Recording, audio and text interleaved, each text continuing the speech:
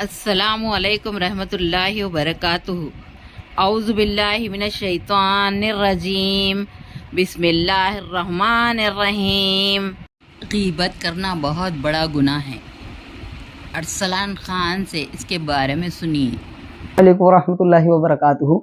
آج ہم غیبت کو سمجھیں گے کہ غیبت کسے کہتے ہیں، کیا ڈیفینیشن ہے غیبت کی، اور اللہ تعالیٰ اور اللہ کے نبی غیبت کے بارے میں کیا فرماتے ہیں۔ آج ہم اپنی مجلسوں کا جائزہ لیں، اپنی محفلوں کا جائزہ لیں۔ جب بھی ہم کہیں جمع ہوتے ہیں، کسی دعوت پر، کسی کام کے لیے، کہیں پر بھی، حتیٰ کہ مسجد میں بھی اگر ہم کسی نیک کام کے لیے جمع ہوتے ہیں، کہیں بیان ہو رہا ہے کسی عالم کا، تو بیان کے بعد فوراً ہمارا کام کیا ہوتا ہے؟ دو چار لوگ ملیں گے اور فوراً غیبت شروع کر دیں گے کسی چوتھے کی جو وہاں موجود نہیں ہے۔ عورتوں کا بھی یہ کام ہوتا ہے، کہیں پر بھی گئی ہیں، چاہے شادی ہو، چاہے کوئی دعوت ہو، چاہے دین کے کسی کام کے لیے گئی ہوں، دو چار عورتیں جمع ہوں گی اور پانچویں کی غیبت کریں گی۔ تو یہ ہمارے اس وقت ایک بہترین اور ڈیلیشیس کھانا بن چکا ہے۔ یعنی ہم اچھے سے اچھا کھانا تناول فرمائیں گے، کھانا کھائیں گے، اس کے بعد ہمارا جو سب سے من پسند کھانا ہے، سب سے ڈیلیشیس فوڈ ہے، وہ کیا ہے؟ ایک دوسرے کی غیبت کرنا۔ یہ ہماری محفلوں کی زینت بن چکا ہے، یہ ہماری محفلوں کی خوبصورتی بن چکا ہے۔ دو چار لوگ جمع ہوں گے، فوراً دوسرے کی پانچویں کی چھٹے کی غیبت کریں گے۔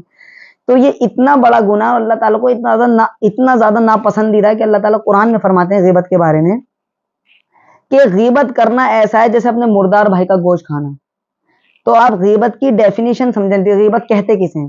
غیبت کہتے ہیں کہ آپ اپنے بھائی کے بارے میں یا اپنی بہن کے بارے میں، کسی کے بھی بارے میں آپ ایسی بات کہیں کہ اگر اس کو پتہ چلے تو اس کا دل دکھے، اس کو تکلیف ہو، یہ غیبت ہے۔ اس کی غیر موجودگی میں آپ کوئی ایسی بات کہیں، اس کی غیر موجودگی میں، کہ اگر اس کو پتہ چلے کہ یار اس نے میرے بارے میں ایسا کہا ہے تو اس کو تکلیف ہو، یہ غیبت ہے۔ غیبت کے معنی کوئی اتنی بڑی گالی نہیں کہ آپ جب اس کو کوئی بہت گندی ہی گالی دیں گے تبھی غیبت ہوگی۔ بعض لوگوں کے ذہن میں ہوتا ہے یار میں نے تو بس موٹو کہا تھا، میں نے تو کہا تھا چھوٹو، میں نے تو کہا تھا موٹو، تو چھوٹو موٹو یہ غیبت ہیں۔ اگر اس کو پتہ چلے گا تو اس کو تکلیف ہوگی، اور مجھے موٹا کہتے ہیں، مجھے چھوٹا کہتے ہیں، مجھے کالا کہتے ہیں، مجھے گورا کہتے ہیں، یہ غیبت ہے۔ لیکن ہم اپنے الفاظوں پہ غور ہی نہیں کرتے، چھوٹی چھوٹی چیزیں غیبت بن جاتی ہیں کبھی کبھی۔ ضروری نہیں کہ غیبت کی کوئی موٹی گالی دیں ہم تب یہ غیبت ہوگی۔ تو لیکن یہ ہمارے معاشرے کا حصہ بن چکا ہے، اور ہم اس کے اندر اتنے زیادہ ملوث ہو چکے ہیں، اتنے زیادہ اس کے اندر ہم جا چکے ہیں کہ ہمیں محسوس نہیں ہوتا کب ہمارے منہ سے غیبت ہو جاتی ہے۔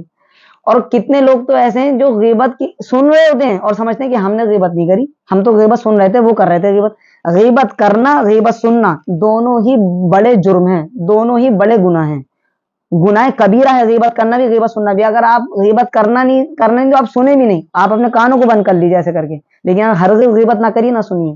اللہ تعالیٰ قرآن میں فرماتے ہیں غیبت کے بارے میں، لا یغتب بعضکم بعضا، تم میں سے کوئی کسی کی غیبت ہرگز نہ کرے۔ اللہ منع کر رہے ہیں سختی سے، ہم نہ کرو غیبت کسی کی۔ ایحب احدکم، کیا تم میں سے کوئی پسند کرتا ہے ان یاکل لحم اخیہ میتا، کیا اپنے مردار بھائی کا گوشت کھائے؟ اپنے مردار بھائی کا گوشت کھانا کیا تم میں سے کوئی پسند کرتا ہے؟ فکرہتم، تم اس کو ہرگز پسند نہیں کرو گے، تمہیں وہ چیز اچھی نہیں لگے گی، تم اپنے مردار بھائی کا گوشت کبھی نہیں کھاؤ گے، اللہ تعالیٰ کہہ رہے ہیں قرآن میں۔ لیکن ہم شوق سے غیبت کرتے ہیں، تو اللہ تعالیٰ کیا فرمانا ہے؟ غیبت مت کرو۔ کیا تم میں سے کوئی پسند کرتا ہے اپنے مردار بھائی کا گوشت کھانا؟ اب آپ یہاں پہ غور کریے، اللہ تعالیٰ نے غیبت کی مثال ایک مردار بھائی کے گوشت سے دی ہے، تو اس مثال اور اس غیبت کے ساتھ کوئی تعلق تو ہوگا، کوئی جوڑ تو ہوگا کہ اللہ تعالیٰ جب کہہ رہے ہیں کہ بھائی غیبت کرنا ایسا ہے اپنے مرے ہوئے بھائی کا گوشت کھانا، تو اس مثال، یہ جو ایگزامپل ہے، جو مثال دی اللہ نے، تو اس کا آپس میں کوئی جوڑ بھی تو ہوگا۔ مفسرین حضرات فرماتے ہیں کہ جس طرح مردہ آدمی اپنے آپ کو بچا نہیں سکتا، آپ جہاں سے چاہیں اس کی بوٹی نوچیں اور کھا لیں۔ مردہ آدمی کیونکہ زندہ نہیں، مردہ ہے، آپ کہیں سے بھی اس کی بوٹی کھائیں، چبائیں اور کھا لیں، وہ اپنا دفاع نہیں کر سکتا، آپ کو بچا نہیں سکتا، اپنا ڈیفenس نہیں کر سکتا۔ بالکل ٹھیک اسی طرح غیبت کرنے والا بھی ایسی ہے۔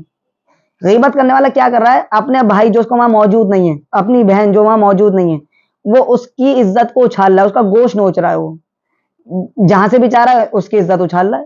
تو یہ اس لیے مثال اللہ نے قرآن میں مردار بھائی کے گوشت سے دی ہے، جیسے ایک مردہ پڑا ہوا ہو، لیٹا ہوا، تم اس کا کہیں سے بھی گوشت کاٹو، نوچ اور کھا لو، تو ایسی تو تم کر رہے ہو اس کے ساتھ، جو تمہارے سامنے موجود نہیں ہے تم اس کی غیبت کر رہے ہو، اس کی عزت اچھال رہے ہو، یہ ایسا ہی ہے جیسے اس کا گوشت کاٹنے کے برابر ہے۔ تو ہمیں اس بڑے گناہ سے ہمیں توبہ کرنی چاہیے، استغفار کرنی چاہیے، اور ہمیں تہیہ کرنا چاہیے کہ انشاءاللہ آج سے ہم اس گناہ سے بالکل بری ہو جائیں گے، بالکل ہم اس گناہ کو ترک کر دیں گے، چھوڑ دیں گے انشاءاللہ۔ اللہ تعالیٰ ہم اس گناہ میں کبھی ملوث نہیں ہوں گے۔ یہ اتنا بڑا گناہ اللہ کیا، اللہ تعالیٰ اس کو اتنا ناگوار سمجھ رہے ہیں، کیا ایک مردار مرے ہوئے بھائی سے اس کی تشبیہ، اس کی مثال دے رہے ہیں اللہ تعالیٰ اس کے گوشت سے۔ اللہ کے نبی کے پاس ایک صحابی آئے, فرمایا یا رسول اللہ مل غیبت, غیبت کیا چیز ہے, غیبت کیا چیز ہے؟ انہوں نے فرمایا یا رسول اللہ جو کچھ میں اپنے بھائی کے لیے کہہ رہا ہوں, جو عیب جو کمی اس کے اندر ہے, اگر میں اس کو کہہ رہا ہوں تو اس میں کیا غلط ہے؟ ان کان فیہ ما اقول, جو کچھ میں کہہ رہا ہوں اللہ یہ اس کے اندر موجود ہے اللہ کے نبی.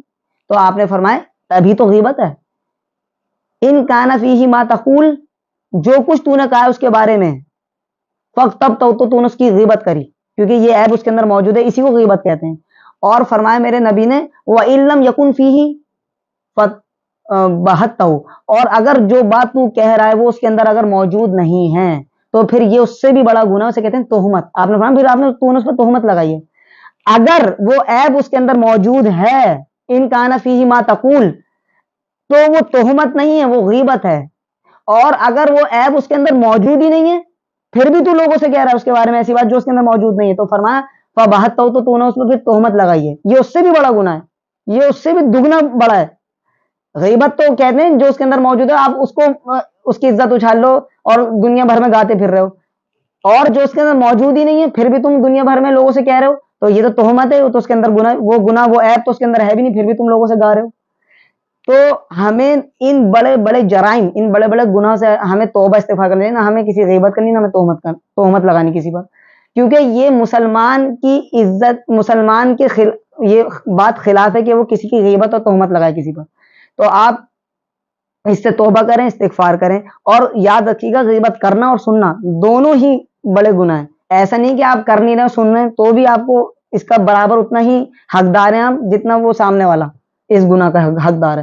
تو اس سے توبہ کریں, استغفار کریں, اور دعا کریں اللہ تعالیٰ ہم سب کو توفیق دے کہ ہم دین اسلام پہ مکمل چلیں, اور اللہ تعالیٰ کی جو اللہ نے جو حکم دیے ان پہ لبیک کہیں, اور جن سے اللہ تعالیٰ نے ہمیں بچنے کا حکم دیا اس سے بچیں. السلام علیکم ورحمۃ اللہ وبرکاتہ.